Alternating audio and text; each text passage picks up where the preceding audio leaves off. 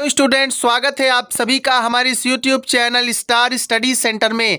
तो आज की इस क्लास में, आज की इस वीडियो में हम लोग देखेंगे general science questions for competitive exam. जैसे कि एसएससी जीडी का एग्जाम होने वाला है, यूपीएसआई का एग्जाम होने वाला है, और भी जो कॉम्पिटिटिव एग्जाम्स होते हैं जैसे आरआरबी, एनटीपीसी, यूपीएससी, सीडीएस के, तो इन सभी एग्जाम्स में जनरल साइंस के क्वेश्चंस पूछे जाते हैं। तो चलिए आज के इस वीडियो को शुरू करते हैं। अगर आपको क्वेश्चंस के आंसर मालूम हो तो आप कमेंट सेक्शन में उनके आंसर जरूर लिख करके भेजेंगे।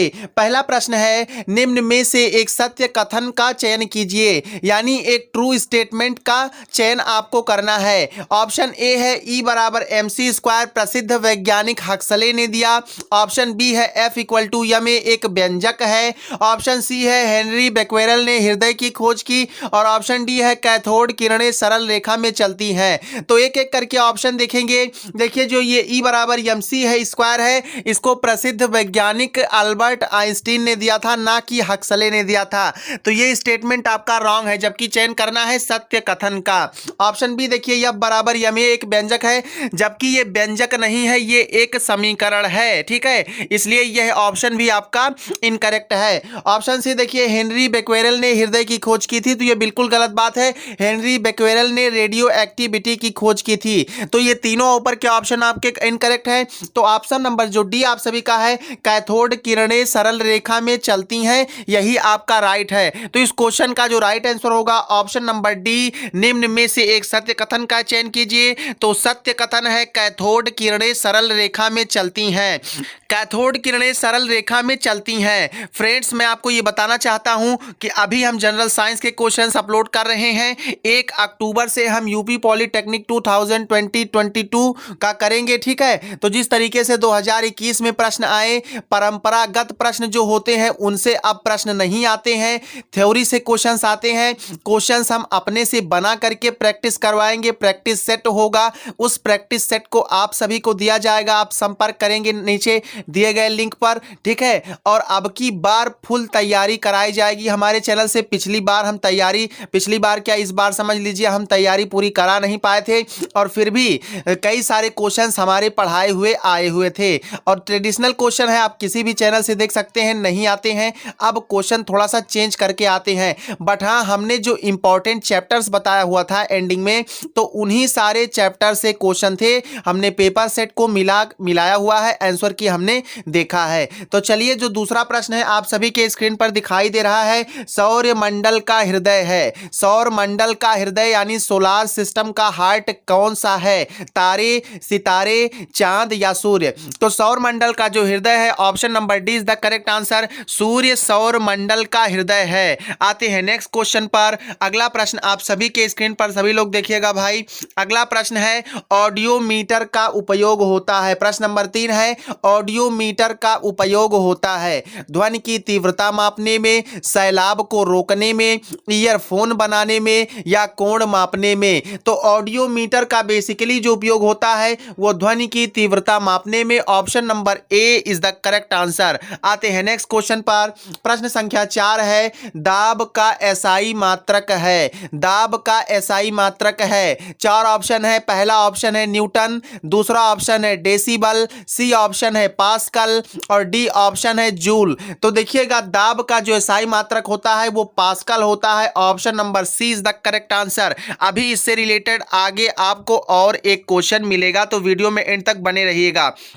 हमारे इस चैनल पर ये जनरल साइंस की सीरीज जो है वो स्टार्ट हो रही है। हम डेली बेसिस पर जनरल साइंस के क्वेश्चंस डालेंगे, अपलोड करेंगे। तो आप सभी लोग अगर चैनल को सब्सक्राइब नहीं किया है तो चैनल को सब्सक्राइब कर लीजिए, और बेल आइकॉन को ऑल पर प्रेस कर लीजिए, जिससे सभी नोटिफिकेशंस आप तक पहुंचे। प्रश्न संख्या 5 देखिएगा, वायुमंडलीय दाब मापने में प्रयुक्त होता है। वायुमंडलीय दाब यानी एटमॉस्फेरिक प्रेशर को मेजर करने में कौन सा यूज में आता है? है? स्पीडोमीटर, बैरोमीटर, लैक्टोमीटर या सभी? तो इस क्वेश्चन का जो राइट आंसर होगा आप सभी का ऑप्शन नंबर बी, बैरोमीटर वायुमंडलीय दाब मापने में प्रयुक्त होता है। आते हैं अगले प्रश्न पर। अगला प्रश्न है, निम्न में से कौन सा बृहस्पति ग्रह का उपग्रह नहीं है? आप सभी लोग जानते हैं कि ग्रह के पास उपग्रह होते हैं, जैसे हमारी पृथ्वी को ले लीजिए तो चंद्रमा उपग्रह है, ठीक है। तो इसी तरीके से अरुण, वरुण, शुक्र, यम जितने भी ग्रह हैं सबके पास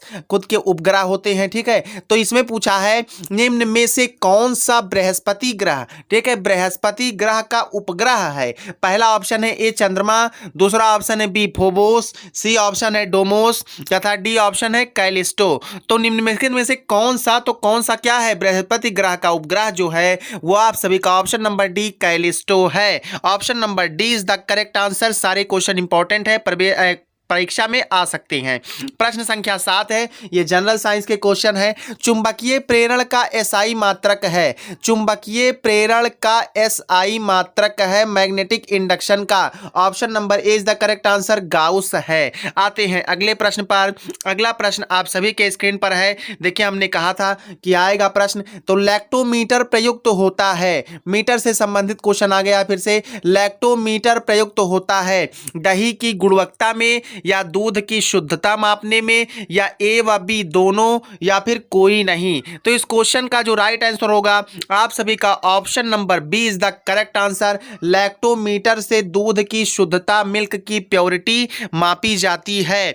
आते हैं नेक्स्ट क्वेश्चन पर। अगला प्रश्न देखेंगे, आप सभी के स्क्रीन पर जा रहा है भाई, देखिएगा। प्रश्न संख्या 9 आप सभी के स्क्रीन पर है। पानी के जहाजों में सही समय ज्ञात करने में प्रयुक्त उपकरण है, पानी के जहाजों में सही समय ज्ञात करने में प्रयुक्त उपकरण है। ऑप्शन ए है अमीटर, ऑप्शन बी है वोल्ट मीटर, ऑप्शन सी है सिस्मोग्राफ, ऑप्शन नंबर डी है क्रोनोमीटर। तो पानी के जहाजों में सही समय ज्ञात करने में प्रयुक्त उपकरण क्रोनोमीटर होता है, is the right answer, option number D. आते हैं नेक्स्ट क्वेश्चन पर। अगला प्रश्न देखिएगा, प्रश्न संख्या 10 है। तरंग लंबाई का एसआई मात्रक है, तरंग लंबाई का, वेवलेंथ का एसआई मात्रक होता है, सेमी, मीटर, किलोग्राम या इनमें से कोई नहीं? तो तरंग लंबाई का एसआई मात्रक जो होता है वो आप सभी का option number B is the correct answer, meter होता है।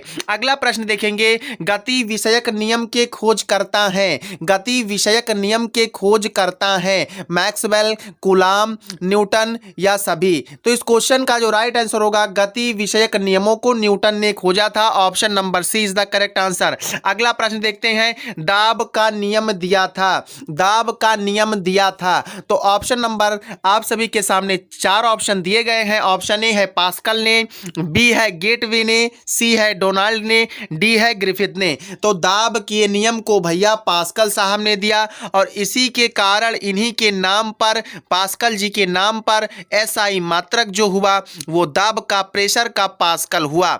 आते हैं अगले प्रश्न पर। अगला प्रश्न देखिएगा, प्रश्न संख्या 13 है। क्रोनोमीटर की खोज की थी, क्रोनोमीटर एक यंत्र है जिसका उपयोग पानी के जहाजों में सही समय ज्ञात करने में होता है। तो क्रोनोमीटर की खोज की थी, ऑप्शन ए है हैरिस जॉनसन ने, ऑप्शन बी है ड्वेन जॉनसन ने, ऑप्शन सी है बोरिस जॉनसन ने, ऑप्शन नंबर डी है जॉन हैरिसन ने। तो क्रोनोमीटर की खोज option number D is the correct answer, John Harrison ने की थी। और ये जो यंत्र है ये पानी के जहाजों में सही समय ज्ञात करने के लिए किया जाता है, हमने आपको बताया है। आते हैं अगले प्रश्न पर। अगला प्रश्न देखिएगा, यह भी इंपॉर्टेंट क्वेश्चन है, पूछा जाता है एक्स-रे की खोज किसने की थी, एक्स-रे की खोज किसने की थी? विलियम रॉन्टजन ने, या कैरी रॉन्टजन ने, या सिम्पसन ने, या जॉन डाल्टन ने? तो भैया बहुत ही इजी क्वेश्चन है, एक्स-रे की खोज की थी विलियम रॉन्टजन ने। कहीं कहीं पर केवल रॉन्टजन दिया जाता है, कहीं कहीं पर रोइंगटन लिखा जाता है, तो वो आपका सभी सही है। Option A is the correct answer, William Röntgen करने। ठीक है, अगले यही सारे क्वेश्चन थे आज की इस वीडियो में। अगर आपको इसके पीडीएफ चाहिए, देखिए आंसर सहित आपको पीडीएफ मिलेगा, तो आप नीचे दिए गए लिंक से व्हाट्सएप पर हमें मैसेज करेंगे, आपको पीडीएफ प्रोवाइड किया जाएगा। और अगर आपको इसी तरीके से जनरल साइंस की क्लास चाहिए तो आप हमें कमेंट सेक्शन में लिखिए, हम डेली बेसिस पर आपको जनरल साइंस और जनरल नॉलेज की क्लासेस प्रोवाइड कराएंगे। नमस्कार, जय Hind, take care, bye bye.